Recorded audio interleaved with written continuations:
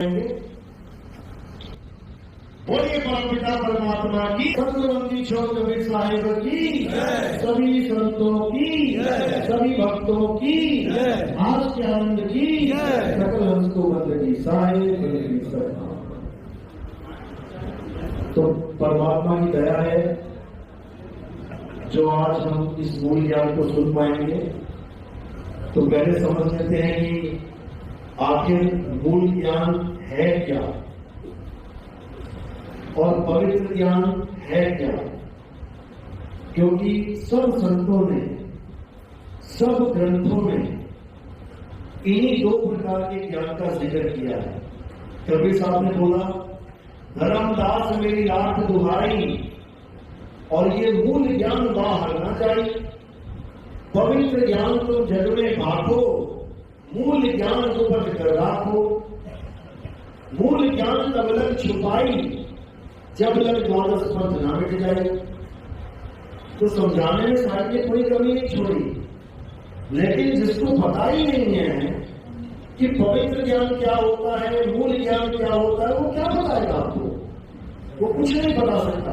वो पढ़ के तो सुना सकता है कि धर्मदास मेरी लाख दुहाई मूल ज्ञान बाहर न। जब मूल ज्ञान जानता नहीं है तो पढ़ा भी बेकार है, पढ़ा भी बेकार है।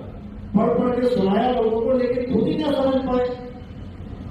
तो सारे समझा रहे, आज ही नाम हम बात सुनाया और ये मूर्ख जीव समझ नहीं पाया।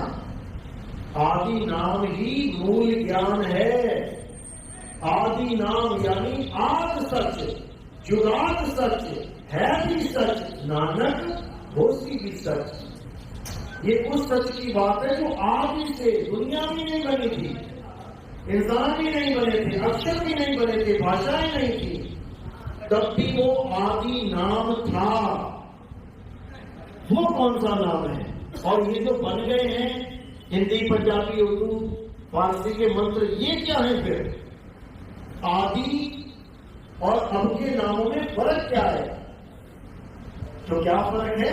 जो अब के नाम है वो है 52 अक्षरी नाम। 52 अक्षरी यानी बोलने, लिखने, पढ़ने वाले, काठा गा, चाछा जा, काठा गा, इन अक्षरों से बनने वाले नाम। जितने भी नाम है इस दुनिया में, राम जी, कृष्ण जी, हनुमान जी, उनके 108 नाम, 1008 नाम, किसी भी धर्म के नाम, अल्लाह, वाहिगुरु, गॉड, कोई भी नाम किससे बन रहे हैं? अक्षरों से। ये दुनिया में जितनी भी बिल्डिंगें हैं, चाहे वो मकान है, दुकान है, कुछ भी है, किससे बन रही है? ईंटों से। एक एक छोटी छोटी ईंट जोड़ के तुम बुर्ज खलीफा बना दो। यानी छोटे छोटे अक्षरों से तुम बड़े बड़े मंत्र बना लो, छोटे छोटे अक्षरों से तुम बड़े बड़े ग्रंथ बना लो, तुम कुछ भी बनाते चले जाओ, इसका कोई आदि अंत नहीं है। जितना मर्जी बनाते जाओ, खत्म हो जाएगा क्या? नहीं खत्म होगा। जब से पैदा हुए हो आज तक, और जब तक मरोगे नहीं, इन्हीं अक्षरों को तो जोड़ तोड़ के बोल रहे हो पूरा दिन। गाखा गाखा गा, ये इसी को तो मात्राएं लगा लगा के बोल रहे हो। सारा जीवन इसी 52 अक्षर में निकल जाएगा। तो कबीर साहब यही समझा रहे हैं कि एक तो ये अक्षर हो गए जो हम तुम बोल रहे हैं, पढ़ रहे हैं, लिख रहे हैं, बना रहे हैं जोड़ तोड़ के, और एक अक्षर वो है जिसको आदि अक्षर कहते हैं, आदि नाम कहते हैं। आदि नाम कोई मंत्र नहीं है कि आदि नाम हम बात सुनाया, मूर्ख जीव समझ नहीं पाया, किसी मंत्र की बात चल रही है, बिल्कुल नहीं। आदि नाम स्वयं परमात्मा है। देखो आरती में क्या गाते हैं? आदि नाम को प्रणाम, गाजत गढ़ आठों जाम। यानी गाजत, वो गर्जना कर रहा है, आठों जाम लगातार गर्जना कर रहा है, रुकता ही नहीं है कभी, क्योंकि वो अखंड है। नाम अखंड और सब खंडा, सार शब्द गरजे ब्रह्मंडा। गर्जना कर रहा है वो, लेकिन उसको कोई जानता ही नहीं। सार शब्द सार नाम, उस आदि नाम को क्या बोल के समझाया जा रहा है कि मंत्र दे दो हमसे 52 अक्षर। बताओ, एक कुत्ता नहीं भागता मंत्र से, कुत्ता तुम्हारे पीछे पड़ जाए, तुम बड़े से बड़ा मंत्र बोल देना जो तुम्हें लगता है कि ये बहुत बड़ा महामंत्र है, मैं देखता हूँ कौन सा कुत्ता डरता है। अरे जिससे कुत्ता नहीं डर रहा उससे काल भगवान कैसे डरेगा? और कह भी रहे हैं कि जब आदि नाम, जब सतनाम का तुम जाप करोगे तो काल से झुका देगा। बोलते कि नहीं? और सतनाम बताया क्या? ओम सोहम। अरे ओम खुद काल का नाम है, सोहम अक्षर पुरुष का नाम है। इन दोनों में से परमात्मा का नाम नहीं है कोई, तो सिर को झुकाएगा? अपना ही नाम सुन के सिर झुका देगा। वाह भाई वाह, ऐसा बेवकूफ बनाया गया। सतनाम ही आदि नाम है, सतनाम ही सार शब्द है, सार शब्द ही परमात्मा है। आरती देखो क्या कह रही है? आरती सतनाम की कीजिए। अब आरती ओम सोम की करोगे क्या तुम? अक्षर पुरुष और काल भगवान की आरती करोगे? सतनाम क्या है? वो सतनाम, एक वो सतनाम कर्ता पुरुष। नानक साहब का मूल मंत्र देखो, एक को, वो एक ओंकार नहीं है, एक को, यानी वो एक ही है। एक सतनाम कर्ता पुरुष। निर्भयो, यानी वो किसी से डरता नहीं है, निर्भय है। निर्वैर, वो किसी को मारता भी नहीं है। अकाल मूलक, जिसका कभी काल नहीं होता, मौत नहीं आती किसे। अयोनि, यानी जो कभी किसी योनि में जून में नहीं आता। ये भी तो एक जून है। इसी जून को दिखा दिखा के कितने गुरुओं ने तुम्हें इस जून के अंदर परमात्मा बता दिया कि परमात्मा कहाँ रहता है? तेरे शरीर के अंदर रहता है। बिल्कुल नहीं, परमात्मा शरीर में नहीं रहता। अजूनी, जो कभी किसी जून में नहीं आता। सैभंग, जो खुद से प्रकाशित है, उसको कोई बनाता बिगाड़ता नहीं है। अजूनी सैभंग गुर प्रसाद, जब तुम्हारे जीवन में गुरु आएगा और वो प्रसाद देगा, ये लड्डू पेड़े गुलाब जामुन वाला प्रसाद नहीं है। गुरु प्रसाद कहते हैं नाम दान को। जिस दिन वो तुम्हें नाम दान देगा तब तुम्हें समझ में आएगा परमात्मा अजूनी कैसे। इस शरीर में परमात्मा नहीं, जीव रहता है, जीव। ये कैद है। 5 तत्व 25 प्रकृति 3 गुण का जेल खाना है ये। और साई पानी में समझा रहे हैं 5 25 3 का पिंजड़ा, बांधे तुमको राखे हो और तुमको बिसर गई सुध घर की, ये महिमा अपनी भागे हो। कौन? निरंजन। ये निरंजन का खेल है। नाम सुना है ना, रख निरंजन।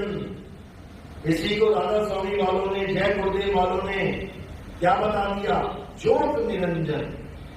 जो आप नाम जप रहे हो, ज्योत निरंजन, ज्योत निरंजन, यही निरंजन है, यही काल भगवान है। इसी का नाम जपवा दिया तुम लोगों को। जपना था परमात्मा का नाम और जपवा दिया काल भगवान का नाम। वो भी एक नहीं, 5-5। जो 5 नाम जप रहे हैं उनसे कोई पूछो कि भाई ये बताओ, जब परमात्मा एक है, चलो मान लिया काल भी एक है, काल का भी नाम जपना जरूरी है, तो 2 नाम होने चाहिए थे, एक काल का, एक परमात्मा का। ये बाकी 3 कौन आ गए बीच में? ये कौन लोग है भाई, जिसके बारे में मुझे पता भी नहीं है कौन है, फिर भी नाम जपवा रहे हैं। पहला नाम ज्योत निरंजन समझ में आता है कि ठीक है भैया, पहली रूहानी मंडल का मालिक है काल भगवान। अब ये ओंकार कौन है, और फिर निरंकार कौन है, और फिर सोहम कौन है? कुछ भी नहीं पता किसी को। ये 5 ही नाम काल के हैं। घट रामायण पढ़ो, 5 नाम काल के जानो, तब जानी मन शंका आनो। बिल्कुल क्लियर लिखा है। ये 5 नाम पहले कौन से थे? बदल दिए गए। पहले क्या थे? ज्योति निरंजन, ओंकार, निरंकार, सोहम, शक्ति। ये 5 नाम थे और युगों युगों से यही चलते आ रहे हैं।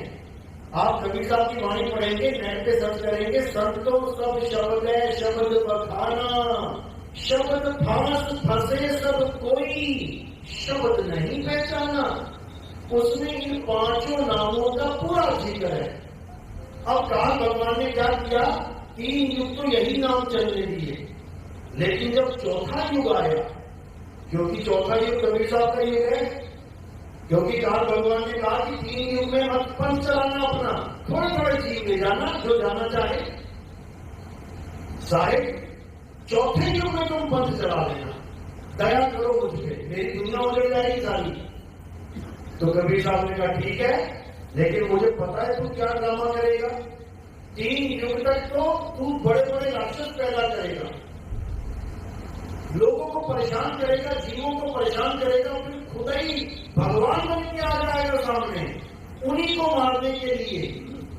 यानी खुद ही आग लगाएगा बस्ती में और खुद ही फायर ब्रिगेड भेजेगा, एम्बुलेंस भेजेगा, यानी खुद ही मारेगा और खुद ही बचाएगा, खुद की जय जयकार करवाएगा। कौन करवाता है ऐसा काम? कौन? ज्योतिरंजन नेता। ये पॉलिटिक्स है, नेता करवाते हैं ऐसा काम। जब अपनी जय जयकार करवानी होती है, वोट चाहिए होते हैं, क्या करते हैं? कड़िए करवा देते हैं, मार दो इन लोगों को, उसके बाद खुद ही भगवान बन के बैठ जाते हैं। एक को भी नहीं छोड़ेंगे हम, सबको अंदर करेंगे। तूने ही तो करवाया है सारा कांड, तू कैसे अंदर करेगा? हीरो बनने के लिए। तो ऐसे ही ज्योति निरंजन ये खुद ही मारता है और खुद ही बचाता है। इसको कहते हैं रक्षक कला। खुद ही राक्षस बन के आता है और खुद ही देवता बन के आ जाता है और गवाता भी है। ऐसा नहीं कि छुपाता ही तुमसे। क्या गाते हो तुम लोग भजन? मारने वाला है भगवान, खुद ही बोल रहे हो, और बचाने वाला है भगवान।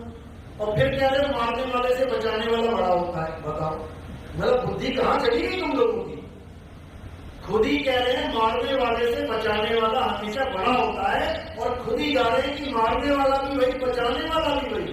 तो अरदास किससे कर रहे हो? हनुमान जी देख लो, आज हनुमान जी के नाम पे इतने पद चल रहे हैं। क्या बोलते हैं? भूत पिशाच निकट नहीं आवे, महावीर जब नाम सुनावे। भूत पिशाच निकट नहीं आवे, किसने पैदा किए भूत पिशाच? किसने? भूतराज किसको कहते हैं? शंकर जी को। और हनुमान जी शंकर जी में फर्क है? कोई फर्क है? नहीं। वही रुद्र अवतार है, यानी खुद ही भगवान राक्षसों को पैदा कर रहे हैं, भूत प्रेतों को पैदा कर रहे हैं, लोगों को परेशान कर रहे हैं, फिर गदा उठा के खुद ही आ जा रहे हैं, मैं हूं तुम्हारा रक्षक रखवाला। अरे भैया, तुम्हारी शादी में तो ये प्रेत नाच रहे हैं, तुम्हारे मामा नाना बन के हैं, तुम्हारे रिश्तेदार बन के, और यहाँ तो मुक्तर से मार रहे हो रिश्तेदारों को। ये क्या पॉलिटिक्स है भाई? ये राजनीति है तो है क्या? यही कबीर साहब समझा रहे हैं। अरे जहां रक्षक तहां ध्यान लगाई, और जो रक्षक उसे छीन न पाई। जो तुम्हें मार रहा है, काट रहा है, तो उसी को भगवान माने बैठे हो। गीता तक में दिखा दिया उन्होंने अर्जुन को कि देख मेरे बड़े बड़े मुंह।